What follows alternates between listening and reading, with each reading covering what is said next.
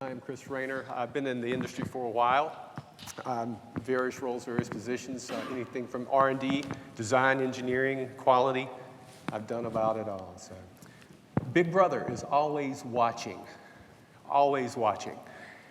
So today, if you walk down the street, if you drive down the street, if you make a purchase, if you stop at an ATM, anywhere you are, chances are you're going to be on camera. You're going to be picked up by a video.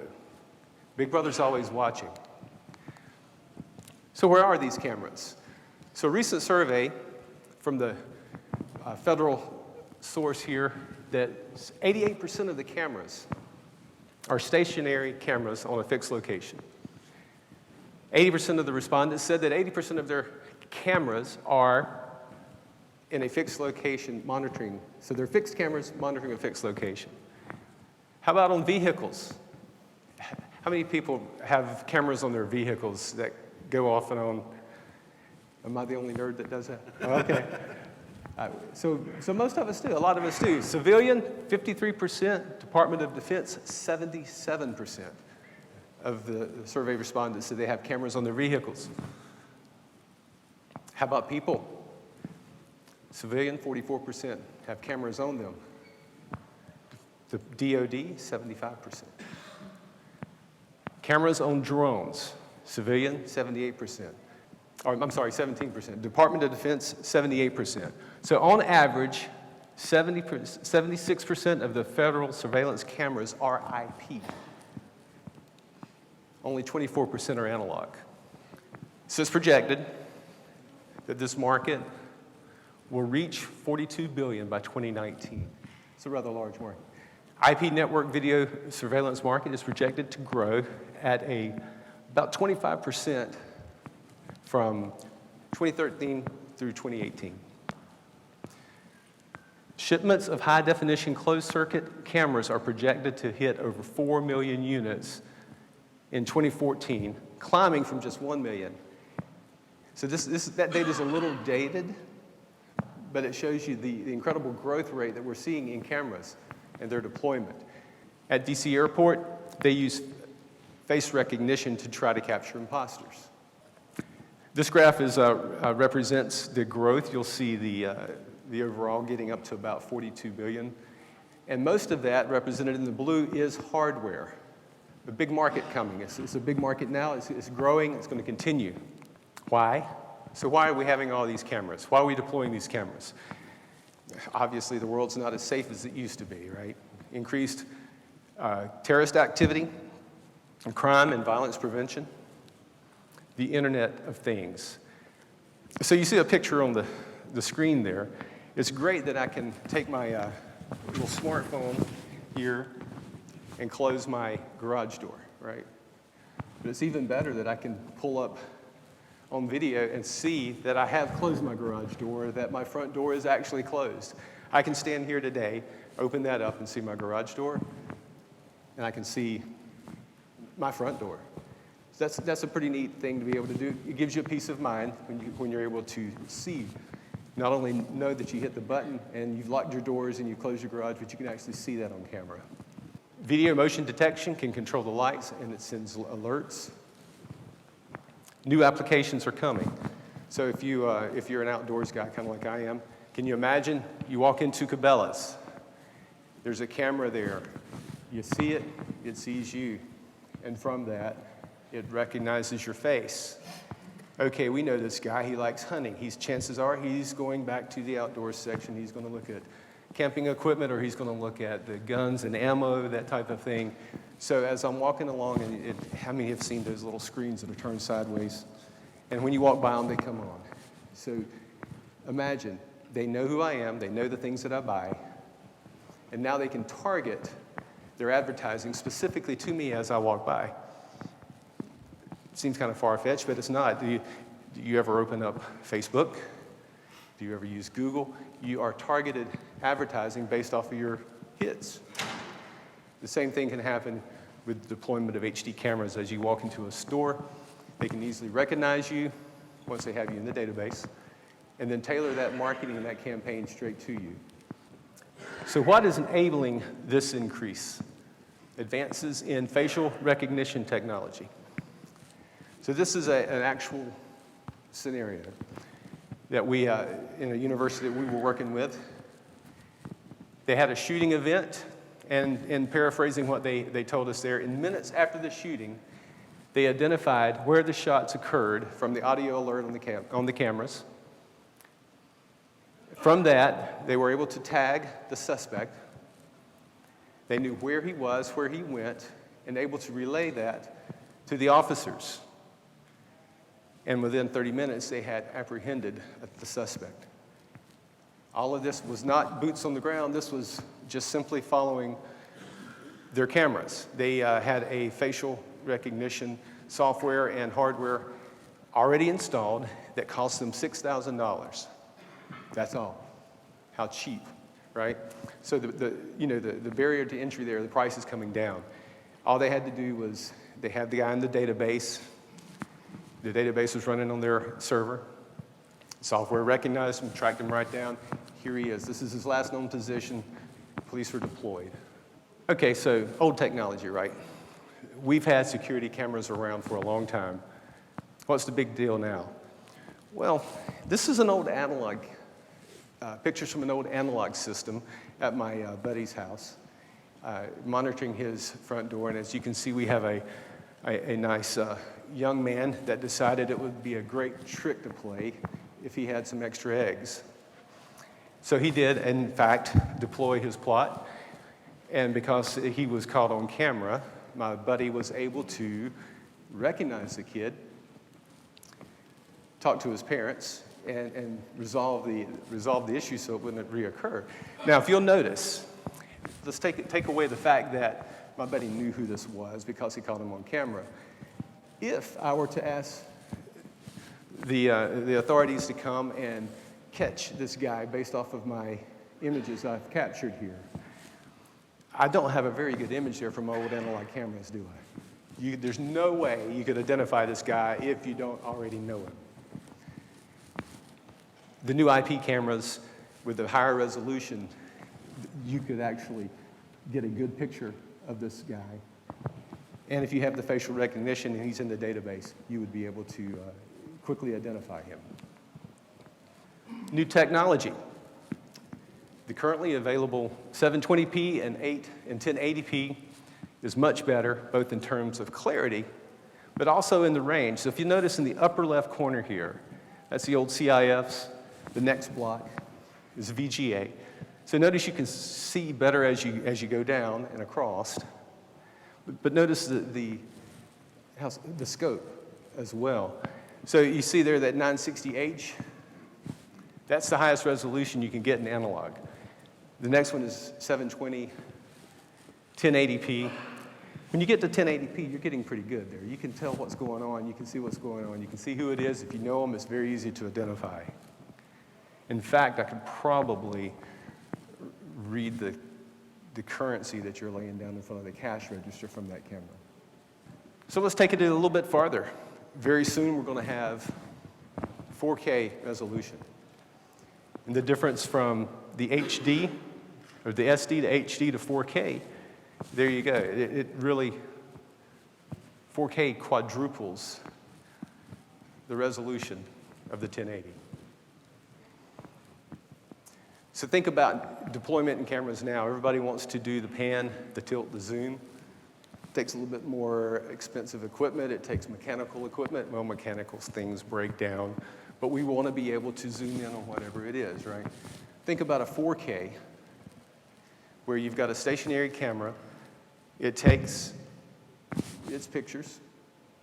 And then the resolution is such that all you have to do is zoom in, kind of like on your iPad or on your iPhone. You can just zoom in to see what it is.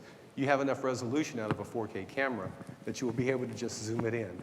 You don't have the need for that mechanical device. So what does that mean for us network guys? We're all network guys. So what does that mean for us? A single 4K video stream with the modern video compression algorithms is noted by many sources that you are going to need a stable bandwidth of approximately 15 megabytes per second for that one 4K camera.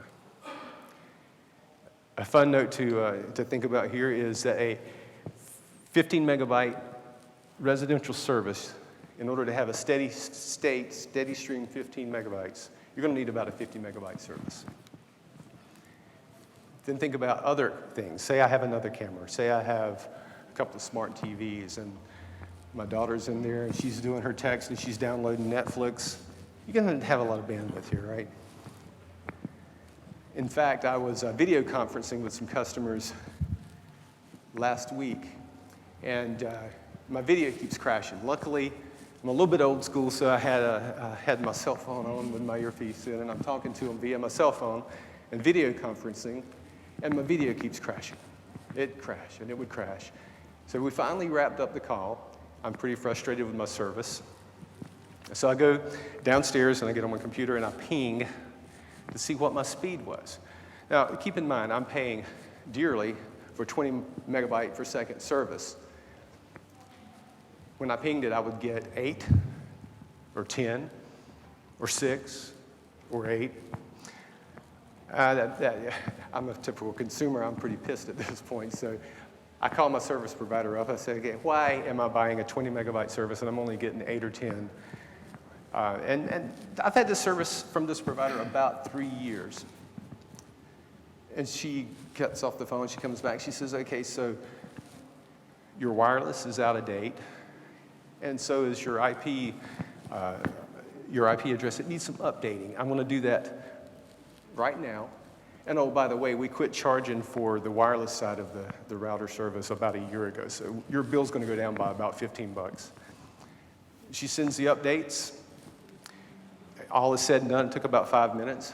I said, okay, so now when I ping this, I should be seeing at least 15 megabytes per second on my 20 megabyte service. Is that correct? She says, well, actually, you now have a 100 megabyte service. We've upgraded since the time that you first signed up with us. So you should be seeing a lot more than that. Our 100 megabyte service, you should be seeing 25, 30. Steady state, no problem. Well, sure enough, I checked it, I was. A couple of notes there. If you have signed up for a service provider in the last 3 years and you haven't called them recently, go home and call them because they update constantly. So now I was able to get back on video conferencing. I had absolutely no problems whatsoever. It didn't drop my calls. But it takes a 100 megabyte service to give me that steady state 20, 25. 15 megabytes, that's not that much, right? That's really not that much. That's true, but for sure you need to put the cameras exactly where they are supposed to go. Distances coupled with bandwidth is really a consideration. And ideally, you don't want to duplicate a lot of expensive network gear. And you like to have that long distance solution. So you think about bandwidth. An average Las Vegas casino using high definition cameras will deploy about 2,000 cameras. So they're really chewing through some bandwidth there. So power. All right, I'm not afraid of the bandwidth side of things. 15, not a big deal, right? I can handle that. Copper can do that. I actually had a guy in the booth this week come up and he said, 15 megabytes? No big deal. I can run copper on that. I said, yes, you can. But what is the limitation of PoE on copper? 100 meters. Try sending that out, a mile and a quarter. It's not going to happen over copper. So what comes next? You get your signal, but what's next? You got to get power. Now, early on in the development of this PoE stuff, in about 2006, I was a designer, cable designer, and I saw this whole security thing coming up, and I forecasted, okay, we're going to need to be able to answer this market. So I set out to develop hybrid cables, or composite cables as I like to call them, with fiber, with copper, and get that UL listed so that we could begin that whole market and service it. Well, as I began digging more into CL3P, CL3R, I learned that I've got to have multiple size conductors because I've got to inject enough power at the front end that it reaches the back end, right? I've got to worry about my fiber. I've got to worry about the listings, the flame ratings. And I ended up with this just monster SKU. And there was no way I could hold inventory for anyone. It's going to have to be made to order which means your lead times are long. And the inventory I'm going to have to hold on copper is also going to have to be considered in the price, right? PoE, in a recent interview with one of the top camera makers, he said it's most likely 95% of the HD cameras sold this year will come with the PoE equipment. So a single category cable can power and communicate one of these HD cameras. PoE distance limitations, 100 meters, is perfectly good, no problem. We can handle that in most indoor applications. But then again, what if I want to put it out there a mile or so away? And that's pretty realistic for a campus type. So, okay, no problem, we'll just put a PoE injector. Well, you still have to have a power source for that injector. So you still have to find that distance, get a power source available, put in the hardware. Hybrid cables, as I was speaking about earlier, they've been around for a long time, but they're too big. We were deploying these round cables. They're extremely hard for a technician to terminate because you have to rip everything apart, separate your conductor, separate your fiber, and because of the large SKU proliferation, as well as the inventory requirements, they become very expensive. Basically, each deployment requires a custom solution based off of the gauge of the copper that you need. Hybrid optical cable alone is not enough. A hybrid or composite cable design have been around for a long time, so why have they not been widely adopted? You have to handle the problem of voltage drop, electrical protection. What about the safety factors of dealing with the new electricity that most of your fiber guys, they know fiber. How do you convert your optical to an electrical data stream? Can I install these in a communications conduit, or will I have to have a special conduit and a system run for power? All the cable designs until now have been expensive. It's a huge cost element to add the copper in there. We need something designed for mass deployment. This is an actual picture of a university that we visited. I will keep them anonymous for our discussion today, but this is real. This is not a joke. They have a box, and they have their converter, they have their power, and they had to put the system together themselves. They had to think through it, but there's just not a good system, and not a good solution was offered. That's why they had us there. They wanted to know, hey, what can we do here? Now, let's think about the security of things here. If I'm truly concerned about security, and I'm deploying cameras, how reliable do we think this might be? It's probably going to go down. Well, in fact, it does go down. This went down many times, and that's why we were called. Traditionally engineered solutions are complex, expensive, unreliable, required a lot of expertise both from the copper side and from the fiber side. And my early developments into hybrid cables and a system overview was very limited because I'm not a double E. I'm a fiber guy. I'm not an electrical engineer. Therefore, trying to incorporate all these things was just more than I really had the bandwidth for. So luckily, we do have double E's. So we have now developed a system that answers all of these questions.